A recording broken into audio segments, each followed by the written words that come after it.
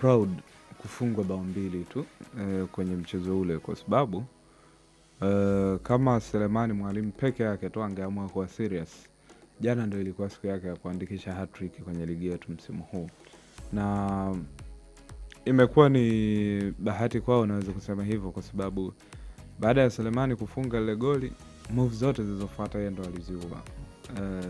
Zote alikuwa anakosa nafasi ambazo zinahitaji tu utulivu. Kwa mfano sijui kocha Abel ataniweka tofauti.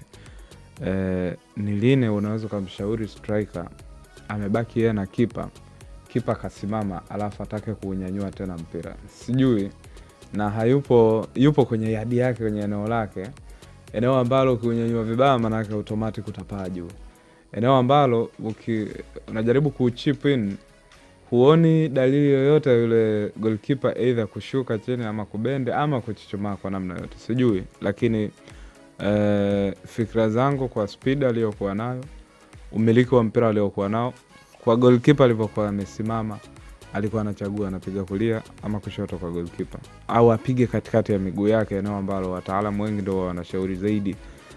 Siku moja nilikuwa namsikia Mohamed Nagedo, kocha wa mastrika pale Pyramids, akawa anazungumzia kuhusiana na sanaa ya kufunga. Yeye alikuwa ni mmoja kati ya wafungaji wa hatari sana, wengi watamkumbuka kwenye AFCON ya mwaka 2010. Akawa anasema hakuna wakati mgumu kwa goalkeeper kuliko mpira unaopigwa katikati ya miguu yake, na yeye anasema kuna mipira mitatu ambayo goalkeeper huwa anakumbana nayo kwenye wakati mgumu sana. Wa kwanza ni mpira wa kichwa. Yeye anasema mpira wote tu wa kichwa kwa goalkeeper ni mgumu automatic, yani haihitaji hata uelekezo direction yoyote. Hata ukimface tu anasema mpira wa kichwa ni mgumu sana. Wa pili ni mpira unaopigwa katikati ya miguu yake, anasema huo ni mzito sana. Na watatu anasema ni near post, yani pale pale aliposimama goalkeeper, ukipiga ni rahisi zaidi kufunga kuliko far post. Yeye anasema far post goalkeeper ana nafasi ya kudive, ana nafasi ya kukunjua mbavu. Yes, lakini anasema near post alikuwa anatoa mfano, anasema unamwona David De Gea anaonekana bora sana kwa sababu ana save na mguu.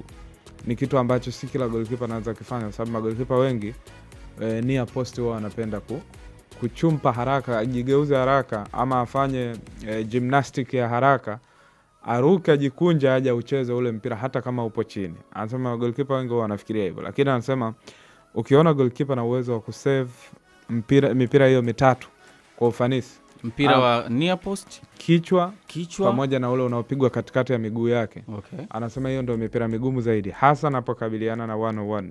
Mara nyingi huwa inakuwa na shida sana. Lakini pia akawa anasema goalkeeper yoyote mzuri duniani ni yule ambaye akifanya hesabu ya kutoka atatoka kweli, akifanya hesabu ya kubaki atabaki kweli, tishi. Yes, ila akiwa nusu anakuambia jiandae kufungwa crosses nyingi sana, ama mipira mingi sana inatoka pembeni kuja katikati, kwa sababu hakuna central defender duniani anayescan. Sasa nimejaribu kuanzia mbali kidogo, lakini simply ni kujaribu kuzungumzia kile ambacho nilikuwa nakiona kwa goalkeeper Chuma Ramadhani. Yes, sababu tunazungumzia defending kuanzia goalkeeper na mabeki wake, namna ambavyo walikuwa wanacheza jana. Chuma Ramadhani ye individual hakuwa na makosa mengi ambayo ningeweza kusema kwamba ili kosa kalisababisha linaweza likamfanya tuseme kwamba goalkeeper umefanya mistake kwenye hili. Ilikuwa ni ngumu sana kuweza kuona mistake hizo, kwa sababu mara nyingi yeye hata kuzungumza, muda mwingi nilikuwa naona ampa maelekezo Ali Msangi, na inawezekana kwenye communication strategy yake anahisi Ali Msangi ni rahisi zaidi kumwelewa na kufikisha message kwa watu wengine, lakini muda mwingi aliokuwa anacheza hata kipewa pasi mbovu bado alikuwa na uwezo wa command vizuri, ikatulia. Challenge nyingine zilizobaki zilikuwa ni za quality zaidi, kwamba okay, Libasege, Ura Anise na labda Clatous Chota Chama, ambaye kwangu kama singetolewa kwenye mchezo ule alideserve zaidi kwa man of the match. Kila kitu alichokuwa anakifanya kilikuwa ni cha level ya juu sana. Kwa hiyo na waelewa Coastal Union, lakini wao kufungwa bao mbili pekee kwenye mchezo wa jana, nafikiri ni moja kati ya ndoto njema sana ambayo wataiota msimu huu, kwa sababu It was near to happen. Upete hao watu waisha kutoa sare ya 2-2 leo unaambiwa au kwa sababu ya kosti hii iliyopo sasa. JKT alishawahi kutoa bila na Yanga, msimu huu kafungwa 6. No matter history ambayo uko nayo, lakini important wise ni namna ambavyo mechi moja unaikabili kwenda mechi nyingine. Coastal walikuwa bora tu wakiwa wana mpira mguuni, ndio walikuwa unaona wanacheza, wanatengeneza hata nafasi walikuwa wanatengeneza vizuri tu, lakini nani yupo kwenye eneo la mwisho? Na hiyo nafasi unayoitengeneza ni adhabu au ni nafasi ambayo mtu tunaweza tukasema sasa wewe ulishindaje kufunga pale? Lakini pia uthubutu wa kupiga. Kuna sehemu nilikuwa nazungumza jana kwamba sio kila mchezaji ana hati ya kushoot. Yule Chovya kareceive mpira kakimbia nao kafika mpaka kwenye eneo la mwisho, eneo ambalo mabeki wote wa Simba washavutika, wameenda kuwa tight wale watu Karim Simu pamoja na Gradi Kiala. Umebaki wewe na Hussein Abel. Sehemu ambayo itakuwa kupiga akalazimisha apige through pass, lakini kwa mchezaji mkubwa pale alikuwa anaiua ile mechi kwa sababu wamempa distance, amefika mpaka kwenye ile penalty spot analitazama goli. Mwanya pekee uliokuwepo ni yeye kupiga either kushoto ama kulia kwa goalkeeper, lakini akalazimisha kwenda kupiga 5 pasi ambayo sidhani kama ingeweza kuweka out kwa namna yote, lakini ni Coastal walihitaji zaidi makosa ya Simba kwenye safu ya umaliziaji ili wamalize mechi 2-0. Sawa bwana, pia dakika zimesalia 5 tu zile ambazo tulikwambia tunakwenda kutoa pesa 50 kwa watu 30, zibaki dakika 5 tu. Tuma shilingi 1000 kwenda namba kampuni ambayo ni 30. Ni wachezaji kutokuwa na muunganiko. Walivyokuwa wanacheza Coastal Union wakiwa na mpira wakianzia nyuma kutengeneza shambulizi, nilikuwa naona wana confidence, wanajiamini, wanacheza pasi fupi, wanaondoka, lakini timu yao inapofika katikati ya kiwanja kwenda mbele kumalizia zoni ya mwisho, ndio nilikuwa naona wanacheza kana kwamba timu ilikuwa haina mawasiliano, walikuwa wana ushirikiano. Matendo mengi ya mwisho kwenye kumalizia walikuwa wanacheza Coastal Union wakiwa hawana ufanisi, na hata waliponyang'anywa mpira wanaenda kufungwa goli la Selemani Mwalimu, ile goli la kwanza, imagine Chama ka drop deep akaja kusaidia timu yake kuzuia, kanyang'anya mpira, akacheza pasi kwa Kibabage, karudisha mpira, kaondoka nao Chama, kacheza pasi kwa Ansetoura, Chama kafungua tena, katanua uwanja, hakuwa na mtu ambaye amemfuata, na mpaka Chama anarudishiwa mpira hakuwa kuna mtu mwingine amekwenda kwa ajili ya kutengeneza pattern nzuri ya kuzuia. Ukiwaangalia wachezaji wa Simba wakati wanaenda kushambulia, wao walikuwa wanaonekana wako organized zaidi kuliko wachezaji wa Coastal Union. Ukimwangalia Chama kabla hajatoa pasi kwa Selemani Mwalimu, angalia mikimbio ya Selemani Mwalimu kwenye nafasi ya wazi. Hakukuwa na mtu ambaye amemspot akamfanyia follow up ya kwenda kumcover eneo lile alikuwa anaenda Selemani Mwalimu. Kakimbia akiwa yuko free mpaka Chama kamuona kampasia. Kwa hiyo unaona hapakuwa na coordination Coastal Union wakati wanapoteza mpira. Viungo, mabeki, hakukuwa na watu ambao wako proactive kufikiria mapema nini kitakuja mbeleni. Wameshindwa kuanticipate tukio la move ya Simba. Basi tuseme mwanzoni wakati Chama anaanzisha shambulizi kuanzia golini hakuwa wameshtuka. Chama anafanya movement baada ya kutoa pasi kwa Anicet, kafungua. Hakuna mtu ambaye ameanticipate Chama anafanya movement gani, wala Selemani Mwalimu, na wameenda wamefungwa goli jepesi. Kwangu mimi unawasifu Simba, wame deserve, especially Chama.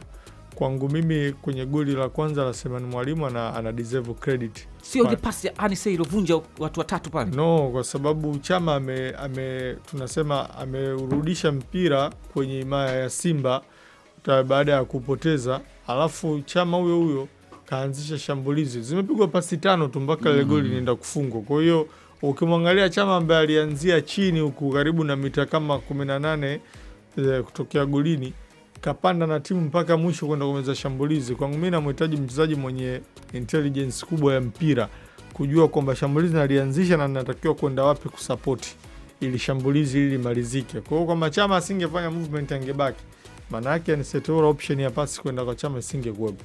Chama alivyoenda kuombea pasi mwisho kule, kama mshampa maelekezo kwa beki mmoja wa Coastal akavutika, na hamna kitu kibaya kwenye mpira kama walinzi wakiwa stretched wamelazimishwa kuondoka kwenye natural positions zao. Kwa hiyo kwa miguu la kwanza limepikwa vizuri sana, na nafikiri kama mwalimu ukiwa umekaa bench inaleta faraja umefunga goli la kimpira, yani pure masterclass kwenye goli la kwanza. Okay, amezungumzia hapa issue ya namna ambavyo Chama alianzisha move, lakini pia mabeki walivyovutwa kuvutika kuondoka kwenye sehemu zao. Coach Abel, goalkeeping skills pale zinazungumza vipi? Goalkeeper alipaswa kureact vipi pale? Kwa sababu kuna goalkeeper najua kuna kuzungumza, yani kupanga beki wako, lakini pia kuna wewe mwenyewe pia kujua unafanyaje kabla hawajafikiwa. Ukiangalia ile move ya goli yenyewe kama alivyosema Chisano, wao wenyewe walikuwa na makosa kwa sababu kwenda kufungwa kwenye mpira ambao umepokonywa upande ambao ulikuwa unashambulia, maana yake ndio upande ambao ulikuwa una nguvu yako ipo kule, alafu unapokonywa mpira kwenye upande ule ule na bado unashambuliwa kupitia upande ule ule, goli linatengenezwa upande ule ule na unafungiwa upande ule ule. Walikuwa kwenye shape ambayo ilikuwa very disorganized. Yaani walikuwa wanafanya kosa kubwa sana. Hata golikipa mwenyewe uwezi kumlaumu alikuwa afanye nini. Hata timiza majukumu yake ya kawaida. Kile situation mpaka inakuja kutokea 1v1 na finishing yenyewe pia ilikuwa ni finishing ya viwango. Mtu anamdeshi golikipa, anamdanganya, anachagua upande wa kwenda, anapasia goli. Sawa. Lakini pia nirudi kwenye hoja moja hapa alizungumzia Upete kwenye magoli magumu ya kufungwa. Kwenye finishing ni sanaa, wenzetu wanaifanyia sana kazi, lakini sisi unakuta wachezaji wetu tunasemaga hivi, hawana akiba kwenye benki zao za tekniki, hawana akiba ya kutosha tekniki za kutokana na position zao. Kwa mfano, ukimuuliza leo Sulemani Mwalimu kama ataamua kusema ukweli ni lini alifanya mazoezi ya kuchop, inawezekana ikawa ni muda mrefu sana, lakini wenzetu ni vitu ambavyo wanatumia yale magoli ya kudokoa lakini Messi chop in zile wanazifanya sana.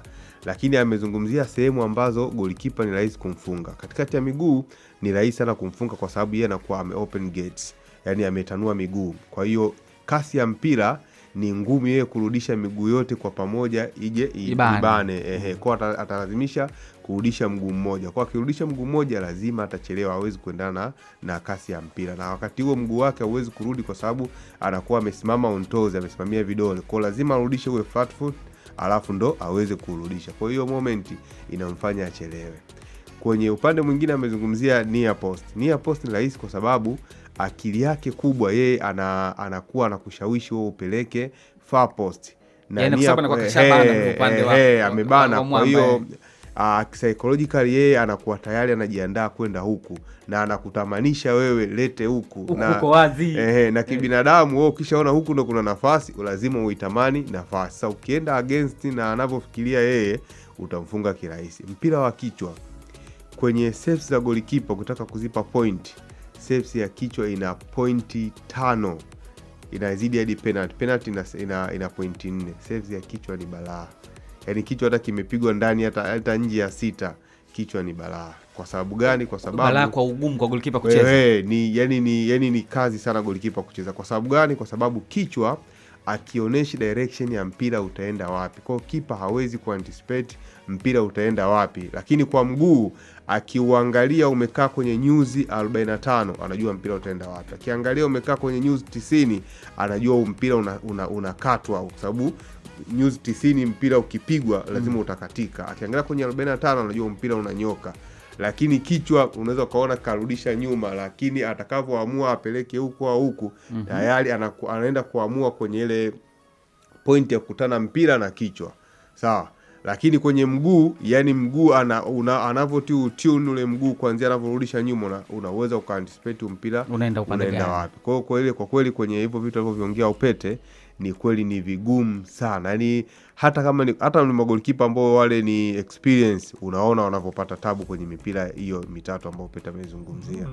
Unajua wakati sana nazungumza mimi natoa pesa tumalizie hapa. Nikumbusha kitu. Unajua faida ya mpira unaopigwa kwa mguu, mtu anavyojiposition, anavyokiweka mwili wake, hips anavyokaa, yani unamwona kabisa mtu unakaa huyo anavyojiseti, yani atakevu mpira utaenda sehemu fulani. Na ndio maana unaweza kuta goalkeeper anawahi kufika kabla mpira hujaenda, anaenda anaudaka mpira ambao nafikiri ungeweza kuwa mgumu kwa goalkeeper na kwa mwepesi. Kwenye kichwa ni ngumu kutabiri. Mtu anaweza akawa anakuja anatokea upande huu, anakuonyesha kama anataka kukupiga huku kichwa, alafu ule mpira ukija anaupalaza tu unaenda huku. Kwenye kichwa ni ngumu sana kupredict. Ndio maana kuna nyakati goalkeeper huwa anafungwa wala kichwa sio kwamba kimpigwa kikali, lakini tekniki iliyotumika kwenye kuhead inakuwa ngumu. Ule mpira mchezaji anaupalaza kidogo tu na unaweza ukauna kasi, lakini ni ngumu sana kwa goalkeeper kutabiri mpira wa kichwa unapigwa wapi. Nakumbuka jana kuna goli moja lilikuwa offside, lilikataliwa. Alifunga Mwalimu pia ile. Yes, ilikuwa tena goalkeeper alikuwa hapa, wala kichwa kilikuwa kikali. Lakini muona alivyopapalika nacho na mpira uliingia kwenye kamba. Kichwa ni kitu kigumu sana kudaka. Ni either utegemee anayepiga kichwa awe heading technique yake ni ndogo, awe ana akiba kama anavyosema Mwalimu. Akiba ya mbinu. Namna ya kukipiga kichwa. Nakumbuka kwenye AFCON iliyomalizika ya Morocco, ilikuwa mechi Algeria na Nigeria. Ilipigwa cross moja hivyo, Osimhen aliruka juu kama anataka kupiga kichwa kwa nguvu. Yule kipa akajaa akaruka mzima. Osimhen akamdundishia chini. Yule kipa anaenda juu, mpira unapita chini. Na kwa kuongezea, na akiruka lazima atajistretch. Akijistretch pale maana anabahatisha tu. Yaani mnaka kama lakini sio ana uhakika. Yes bwana, ni coach Abel yuko na Chesano hapa pamoja na Upete. Mimi Peter Lugendo, endelea kubaki na sisi. Maskani ya michongo, fursa na makao makuu ya nchi 89.7. Alhamdulillah, kwema. Bwana kheri kabisa. Wapakanzu tulieni. Ndio pakanzu tulieni. Sasa tulieni kabisa, tulieni. Bwana unaitwa nani kutoka wapi? Kutoka Misugusugu. Misugusugu ni pwani Naam. Aha, bwana hongera sana kwa kuwa miongoni mwa Watanzania 30 ambao wamechukua pesa asubuhi hii.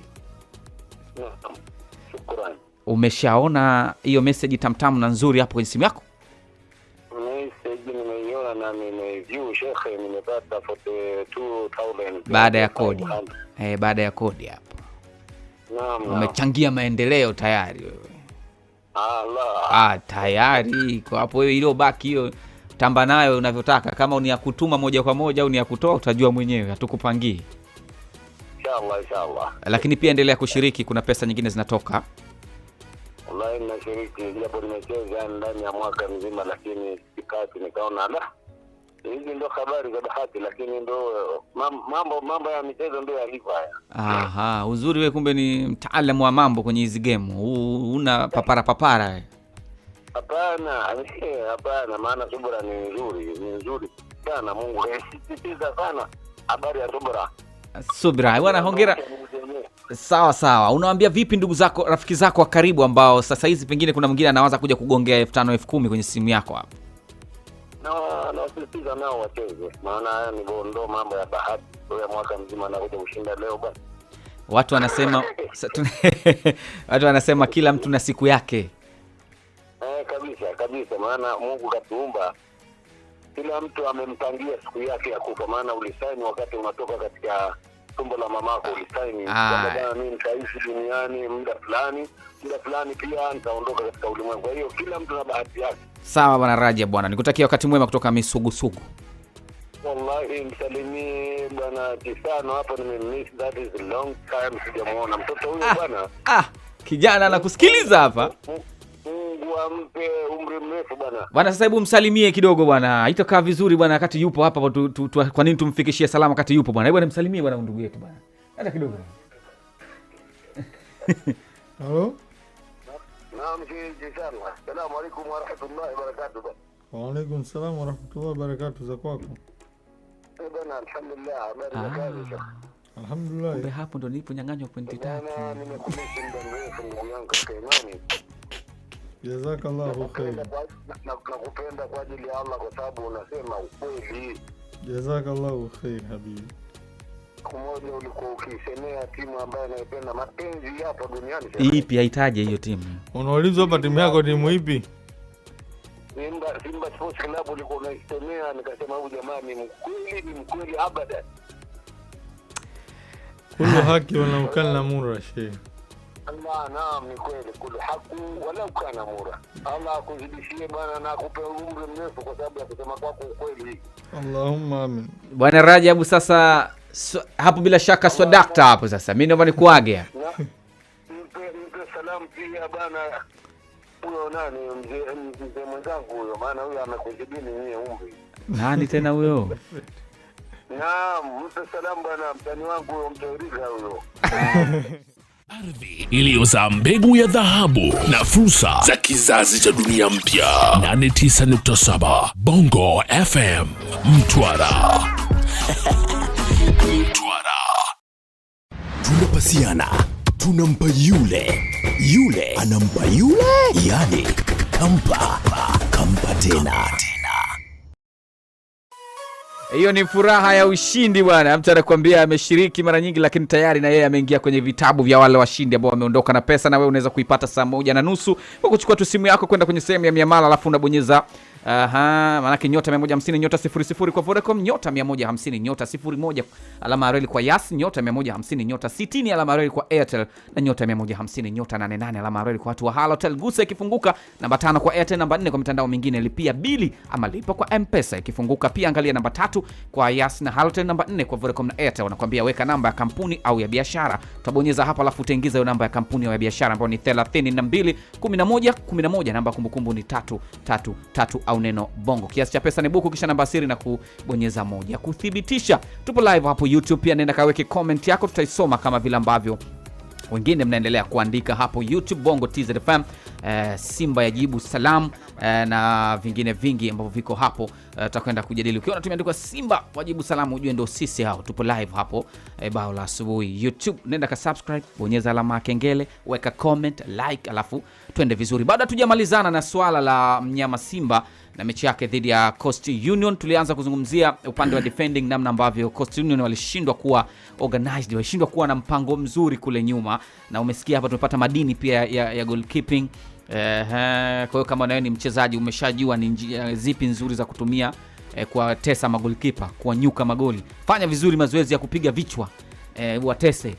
Fanya vizuri namna ya kumuotea, kumpigia near post, ama nyingine ilikuwa ni ipi, Tobo sema Tobo nataka ujasiri. Katikati ya miguu. Wengi wanaihofia kuhisi anaweza mtu akawahi kubend kulala. Japo kuna ile style naona kuna shtuka ile. Yaani omba Mungu tu mpira ukubabue kwenye kisigino huko.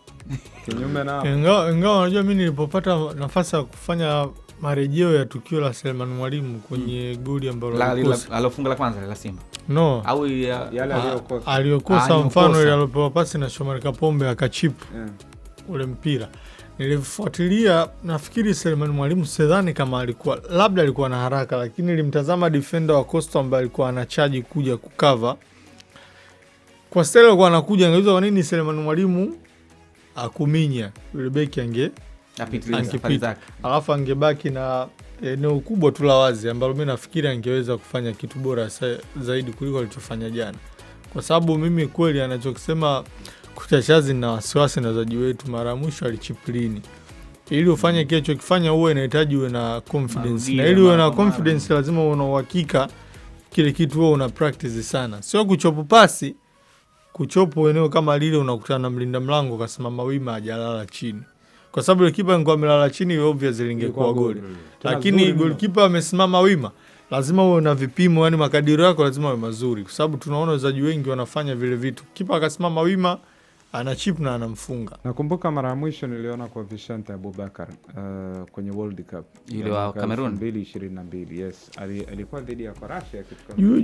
Nafikiri mwaka huu mwanzoni au mwaka jana mwishoni, Osman Dembele alifunga goli la kuchip goalkeeper akiwa kasimama. Alimkadiria vizuri, tuna goalkeeper akabembea na ule mpira akaukosa.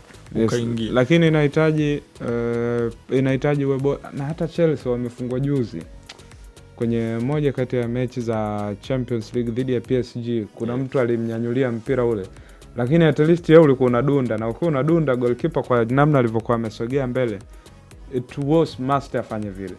Lakini unaweza kujiuliza tu Selemani kwa nini aliamua kufanya vile? Mpira upo chini kabisa, yani yeye ndo anaanzisha move kwenye eneo lile, unawezaje kunyanyua mpira na usipae? Sijui, lakini nafikiri ni hiyo kwamba umefika kwenye eneo la mwisho, mpira umekuja kwako kama breaking news, wewe huko umejiandaa, ni vitu ambavyo hujajipanga kuupokea. Yes, ambavyo anapaswa kuvifanyia kazi kwa haraka. Na ukiachana na goli lile, kuna magoli karibu mawili matatu, ama kuna nafasi, nikisema magoli nitakuwa naleta taharuki hapo.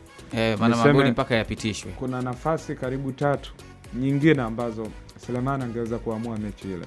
Ila malizia kwanza. Nitakupa mfano mwepesi tu. Kuna mpira mmoja alikuwa goli la ambalo alifunga. Baada ya pale ilikuwa ni kama muendelezo wa maudhi. Kabla ya kile kichwa kuna mpira mwingine ambao receive mzuri sana wa winga wa kulia Libase Geye kakatin akaenda kauseti ule mpira ukawa unarudi ndani. Chama akaupisha. Selemani Mwalimu alivyoreceive ule mpira sijui alitaka nini zaidi, kwa sababu alipiga pasi kwenye eneo ambalo hakuna mtu anayekimbia. Lakini as a striker una identify vipi mchezoni kwamba sasa kuna ile tabia ya striker halisi kwamba kuna wakati ambao yeye anakuwa mchoyo tu. Yaani tumeshapata magoli, tupo kwenye line ya kuongoza. Mimi sasa naamua kwamba hapa acha nionyeshe kwamba I can do something. Authority yako is number 9 kwenye eneo lile. Individual brilliance yako. Sio kila mpira iwe ni tap in. Kuna muda ambao unaamua tu kuwaonesha watu kwamba I can do something better kwa sababu mimi ni namba 9. Nimeaminiwa kusimama hapa kwa sababu nina kitu cha tofauti. Lakini itaonekana ni kitu cha hovyo kama tapiga mpira eneo ambalo hakuna mtu anayekimbia, kwa sababu tafsiri yake uliamua tu kuanticipate kwamba huyu atakimbia kwenye eneo la mwisho. Lakini lazima pia ujue tabia za wings zako. Ula Anisea hatuliwe eneo moja. Si aina ya mchezaji ambaye unaweza kusema muda mwingi nitamkuta kwenye chaki ama nitamkuta amesogea kwenye penalty area, kwa sababu kuna muda anakuwa nyuma kabisa, anaacha move naenda yeye amebaki nyuma na anasaidia majukumu ya kiulinzi. Lakini wewe striker kila ukireceive mpira unaangalia nani kafungua pembeni tena, nani atakuja kucheza mpira, lakini mbele yako yupo beki mmoja. Nadhani itakuwa ngumu sana kwake kuweza kudeliver kama ataendelea kucheza hivi. Simba na Yanga wazi na hesabu makosa kuliko unavyopatia. Leo hii watu hawa na huo ndio kweli. Yani unamwona yule nani Dube ambao 6, si ndio? Na Mwalimu jana akafunga la 6 Yes. Hata wewe Selemani Mwalimu ana 6. Lakini nani ambaye atakaa namzungumza leo Dube kama moja kati ya mastriker wazuri kwenye ligi yetu? Watu wataanza kuhesabia makosa yake zaidi kuliko kila anachokifanya. Lakini kwangu kiniuliza nitakwambia bila Dube Yanga pale mbele wanachanganyikiwa. Wanapata headache kabisa kwa sababu uchezaji wao. Kuna mtu alisema ni bora umkose Pacome kuliko Dube pale mbele. Mimi ukiniuliza hivyo naweza nikakuelewa. Kwa sababu ya kitu kimoja tu. Kwenye eneo lile la mwisho pale mbele, Pacome huyu wa sasa hivi anaweza kana offer vitu vingi sana bora, na identity ya Yanga nyingi ama uchezaji mwingi wa Yanga unategemea pia Pacome na wachezaji. Lakini wakiwa na Dube, Yanga wanakuwa na confidence sana. Hata kwenye Champions League katika mechi 6 ambazo Dube amecheza, Yanga walikuwa tofauti sana. Zile mechi 4 ambazo ameanza, karibu kila mechi walikuwa na uhakika wa kupata goli. Karibu kila mechi ambayo ameanza. Lakini kwenye mechi zote ambazo Dube alianzia nje, ilikuwa shughuli pale. Lakini bwana jana Lugendo nimeangalia goli la lotengeneza Chama jana. Nikanajiambia Chama huyo anaweza akacheza ligi yetu mpaka achoke mwenyewe. Hivi ni wewe ndio jana ulisema mpaka achukue mguu wake? So mimi lakini ukiangalia uhalisia, yani kama ligi yetu na Chama ndiyo yule. Yani Chama kwenye ligi yetu basi ana nafasi ya kucheza mpaka achoke mwenyewe. Timu yoyote sababu, au pale alipo. No, yani nachomaanisha aina wapinzani anaokutana nao. Okay. Na level yake ya utulivu anavyocheza, unavyomuona Chama bado unamuona anaofa vitu vingi kuliko baadhi ya wachezaji wengi ambao wana umri mdogo kuliko Chama. Chama kwa umri alionao unaweza ukasema kwenye level kubwa ya ushindani huko haitajiki kwa kiwango hicho. Lakini kwa level yetu sisi huko Chama bado ni mali shehe. Chama unaweza ukamkataa kwenye level ya timu kama Al Ahly huko Mamelodi. Hizo timu hawezi kweli kupata nafasi. Lakini kwa level ya ligi yetu sisi ya Tanzania, lakini Coast Pamba, Mbeya City, yani kwa level hizi zetu sisi za ligi hapa Tanzania, Chama bado kama Messi. Yani atastaafu akitaka mwenyewe kwamba sasa jamani nimechoka hapa sasa basi. Lakini kwa level yake ya ubora Chama bado kwenye ligi yetu ni mchezaji mzuri sana. Ana uwezo wa kuofa vitu vingi ambavyo wachezaji wengi hawana. Utulivu wake pengine ambao unatokana na experience kubwa alionao unaendelea kuinufaisha klabu ya Simba, kwa sababu kurejea kwake kumuonyesha impact kubwa uwanjani. Ana uwezo wa kuathiri mchezo kwa kiwango kikubwa. Ndio maana anasema kwa daraja la ushindani wa ligi yetu Chama bado anaweza kuendelea kucheza kwa muda mrefu. Sawa, wewe unazungumza vipi? Pia tuzungumza na sisi hapo YouTube Bongo TZ FM, kama vile ambavyo nimekuona Dickson Cloneri akiwa naye kutoka maeneo ya Kerwa anasema hiyo Simba wala aiogopeshi hata kidogo, kama walicheza hivyo wakiwa kwenye uwanja ule, na mpaka Coast Union wanalaumiwa kukosa, wanadhulumiwa penalti kaka. We hukuona haya? Lakini pia kuna mwingine si ndio jana Simba Selemani Mwalimu akadhulumiwa goli au sio? Unazungumzia au si ndio waliocheza na Selemani Mwalimu Zanzibar, Selemani akafunga goli wakadhulumiwa goli bila kibendera kujinani kuchetua pale. Yaani Simba na Yanga bwana, yaani sio kuna wanachekana kwa sababu ndio timu zilivyo hizo zinavyoendesha maisha yao ni ya matukio. Wewe fikiria, mimi jioni nilikuwa nafikiria kitu kimoja, nikafikiria wale watu waliofungia wale marefa waliosha mechi ya Simba na Yanga, nikaona tu wamewaonea kwa sababu ni mbona wanakosea tu kwenye hizo mechi zingine, lakini wao inapotokea amezulumiwa Yanga na Simba ndo kuna shida, kwa sababu ile mechi marefa walifanya blanda wale wawili. Kibendera mmoja alimuita Dube alikuwa offside akiwa hayuko offside. Alafu kibendera mwingine baada ya ile tukio lilivyogeuka likaenda kwa goli la Selemani Mwalimu ikakataliwa goli ya ni yule babu. Ni yule upande ule. Hapana, pande mbili tofauti. Na wale watu wawili wamelimwa wametofautiana muda tu wa adhabu. Yaani huyu muamuzi msaidizi namba moja kala muda mrefu kwa sababu ile kategori halali. Alafu yule mwenzake aliua move ya Yanga, ilikuwa move halali ya Dube. Naye akalimwa siku miezi mingapi? 3. Sasa jiulize, mbona marefa baada ya pale wanakosea? Mbona wapigwi marungu kama hali? Kwa sababu ukisema ufungie vile, ligi itaenda kuchezesha kina sisi za. Sasa nakumbuka juzi ile wiki iliyopita nilizungumza kitu. Na wasiwasi. Unasema leo ni kweli, mimi mwenyewe nataka nikasome urefa kidogo. Unaona tu wale marefa bwana. Na mimi nikapiga refa mwanangu. Sababu wanapunguzwa hiyo unashangaa unakuwa una uhaba baadaye. Nilizungumza hapa. Nafikiri ilikuwa last week wakati imetoka ile adhabu ya kina nane ya mwisho hii. Hii adhabu ya kina Diala hiyo alopigwa fine. Niliandika na hofu kuna siku tunaweza tukakosa waamuzi kwa sababu kama ukizungumza kwamba kila kosa alifungiwa Mwinchui, maana atakula nyundo pia.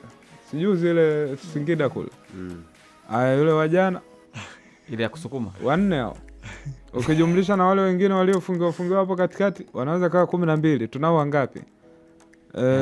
Mimi naweza nikakwambia tu kitu kimoja. Vijana huko kwenye beji za wilaya wachezesha kifanya mtani. Huyo sasa watampiga uwanjani. Yule watampiga uwanjani. Ligi na standard, mimi nakwambia. Yaani wewe uchukue nani refa wako kutoka nani? Na marefa sijui nani atapoa Lajigi au nani. Si dabi ya Jumapili hapa ya Simba na Azam. Mechi ya kupigishana shoti hiyo. Kabisa. Ndio ya mambo utafikia daraja refa anapoa taarifa bwana kuna dabi na anakataa. Mimi naumwa. Kumbe wala haumwa. Kumbe kala kona. Hivi ile dabi ya kipindi kile Rajiga kaenda zake kuchezesha huko. Kama mwanangu marefa bwana kama wataiona Firdaus. Kazi yao ngumu hiyo. Kama wataiona pepo. Unajua kwa mfano mimi Lugendo mechilia Simba na Yanga. Wewe sawa marefa walifanya makosa. Lakini somehow zilikuwa tight call, yani unamhitaji mwamuzi apate usaidizi basi wa confirm maamuzi. Kwa sababu of course hata kwenye marudio tu ya watu waturudia ulikuwa unarudia ya kwanza, ya pili, ya tatu. Sasa kama